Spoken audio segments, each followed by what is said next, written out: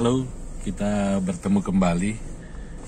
Pada saat ini saya akan mengajarkan tentang bagaimana pentingnya perjanjian lama, secara khusus yang ada di dalam kitab Taurat, untuk kita bisa memahami akan apa yang dituliskan di dalam perjanjian baru, seperti yang terdapat di dalam Yohanes pasal yang ke-15, bagaimana Yesus berbicara tentang kalau ada pohon yang tidak berbuah, itu akan dipotong. Di dalam Ulangan pasal yang ke-20 ayat yang ke-19, di sini sudah diajarkan terlebih dahulu bahwa ketika orang Israel mengadakan pengepungan terhadap satu kota, dan ketika mereka melihat ada pohon-pohon yang tidak menghasilkan makanan, mereka boleh tebang dan mereka boleh rusak untuk mendirikan pagar pengepungan terhadap kota yang berperang melawan mereka. Demikian juga kalau kita melihat juga di dalam apa yang diajarkan oleh Tuhan Yesus, mengapa Tuhan Yesus tidak mengikuti atau tidak menjadi sama seperti orang-orang Farisi dan ahli Taurat, orang-orang Israel, ketika mereka melihat ada orang yang kedapatan berzina. Karena di sini Tuhan Yesus melihat ada ketidakadilan. Mereka hanya akan menghakimi wanita yang kedapatan berzina, tapi laki-lakinya mereka tidak hakimi. Nah, dalam Ulangan pasal yang ke-22, ayat yang ke-22, di situ difirmankan bahwa laki-laki dan perempuan itu keduanya harus dihukum mati jika mereka melakukan perzinahan. Nah, demikian juga kalau kita melihat di dalam Ulangan pasal yang ke-23. Nah, ini menjelaskan bagaimana Rasul Paulus mengajarkan tentang seorang suami harus mengasihi istri.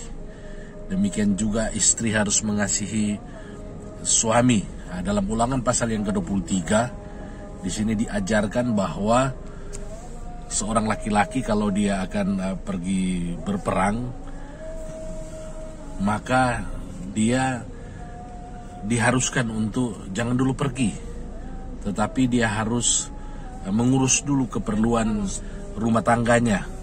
Dia harus menyukakan hati perempuan yang telah dia ambil untuk menjadi istrinya.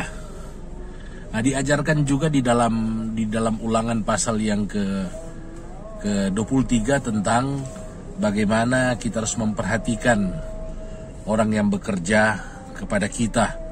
Kita harus memperhatikan juga kesejahteraannya. Dalam Ulangan pasal yang ke-23 bahwa kita tidak boleh memeras orang yang bekerja kepada kita, dengan contohnya mungkin tidak memberikan upah yang sudah seperti yang menjadi kesepakatan, atau bahkan tidak memberikan gajinya tepat pada waktunya. Itu diajarkan dalam Ulangan 23 ayat yang ke-14. Nah, demikian juga kalau kita melihat tentang apa yang dilakukan oleh Paulus. Ada seorang budak yang lari dari tuannya. Dia lari kepada Paulus dan Paulus mengasihi dia, tidak menolak dia. Nah, latar belakangnya kita lihat di dalam Ulangan pasal yang ke-23 ayat yang ke-15 sampai dengan ayat yang ke-16, bagaimana firman Tuhan mengajarkan bahwa janganlah kau serahkan kepada tuannya seorang budak yang melarikan diri dari tuannya kepadamu. Bersama-sama engkau ia boleh tinggal di tengah-tengahmu, di tempat yang dipilihnya di salah satu tempatmu yang dirasanya baik. Janganlah engkau menindas dia.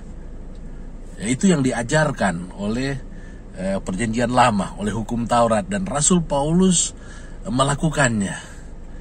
Dia tetap mengasihi orang yang lari dari tuannya, dan dia memperhatikannya, dan dia memberikan tempat yang terbaik untuk dia. Nah, untuk memahami juga bagaimana kita mengasihi sesama, kita mengasihi orang yang tertindas, kita mengasihi orang-orang yang membutuhkan. Firman Allah berkata, apabila engkau menuai di ladangmu, lalu terlupa seberkas di ladang, maka janganlah engkau kembali untuk mengambilnya. Itulah bagian orang asing, anak yatim, dan janda, supaya Tuhan Allahmu memberkati engkau dalam segala pekerjaanmu. Demikian juga ketika kita memetik hasil pohon zaitun dengan memukul-mukul, janganlah katanya kita memeriksa dahan-dahannya sekali lagi. Itulah bagian orang asing, anak yatim, dan janda. Kemudian apabila kita mengumpulkan hasil kebun anggur, janganlah mengadakan pemetikan sekali lagi. Itu bagian orang asing, anak yatim, dan janda. Wah, luar biasa. Tuhan ajarkan kasih itu bagaimana aplikasinya. Dan itu dijelaskan di dalam Ulangan pasal yang ke-23. Bagaimana kita mengasihi orang asing, anak yatim, dan janda-janda. Bagaimana soal juga nasar kita, janji kita kepada Tuhan. Diajarkan juga di dalam Ulangan pasal yang ke-23. Apabila engkau bernasar kepada Tuhan Allahmu, janganlah engkau menunda-nunda memenuhinya.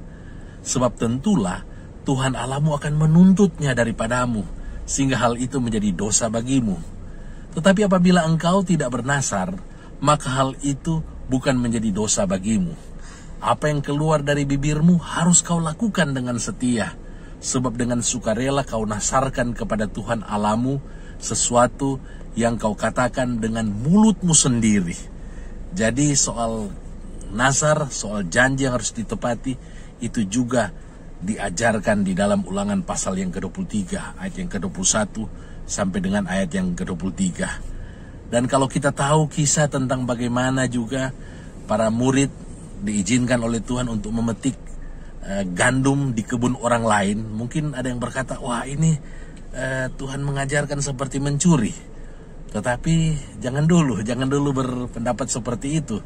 Karena dalam Ulangan pasal yang ke-23 ayat yang ke-24 sampai di ayat yang ke-25 dikatakan, apabila engkau melalui kebun anggur sesamamu, engkau boleh makan buah anggur sepuas-puas hatimu.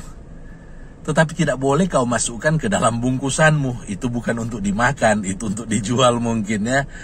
Apabila engkau melalui ladang gandum sesamamu yang belum dituai, engkau boleh memetik bulir-bulirnya dengan tanganmu, tetapi sabit tidak boleh kau ayunkan. Wah, luar biasa. Tuhan mengajarkan kebenaran-kebenaran ini, aplikasi daripada kasih. Tuhan mengajarkan tentang bagaimana kita harus mengasihi orang-orang miskin. Tuhan mengajarkan bagaimana kita harus memperhatikan kesejahteraan orang-orang yang bekerja mungkin kepada kita. Tuhan mengajarkan tentang bagaimana kita harus melakukan apa yang kita janjikan, apa yang kita nazarkan. Tuhan mengajarkan kebenaran-kebenaran ini kepada kita. Untuk itu, mari kita semakin mencintai firman Tuhan. Mari kita semakin mengasihi Tuhan. Kita semakin juga mendekatkan diri kita kepada Tuhan pada hari-hari ini dengan membaca dan merenungkan firman Allah. Firman Allah itu apa? Itulah kitab Kejadian sampai dengan kitab Wahyu, yang dibagi menjadi perjanjian lama dan perjanjian baru. Sebenarnya Alkitab itu satu, ya, tetapi dibagi. Perjanjian lama itu masa sebelum Kristus, perjanjian baru itu masa setelah Kristus. Tetapi intinya firman Allah itu adalah dari Kejadian sampai kitab Wahyu. Apa yang difirmankan oleh Allah. Kiranya kebenaran-kebenaran yang saya sampaikan ini akan mendorong kita untuk semakin mencintai firman Tuhan dan taat melakukan firman Allah. Saya diingatkan dengan apa yang dikatakan oleh Tuhan Yesus di dalam Injil Yohanes. Dia katakan, kamu adalah sahabatku jika kamu melakukan perintah-perintahku. Jadi ketika kita melakukan perintah-perintah Allah, membaca dan melakukan perintah-perintah Allah, saya dan saudara adalah sahabat Kristus. Dan percayalah, kalau kita adalah sahabat Kristus, maka kita tidak perlu khawatir, tidak perlu takut apapun yang terjadi pada hari-hari ini. Sekalipun pandemi COVID-19 masih terjadi, dampaknya begitu dahsyat, menghancurkan sendi-sendi kehidupan, ekonomi, sosial, dan lain-lainnya, kesehatan. Tetapi karena kita adalah sahabat Kristus, pasti Dia akan menjaga dan melindungi kita. Tuhan Yesus kiranya memberkati.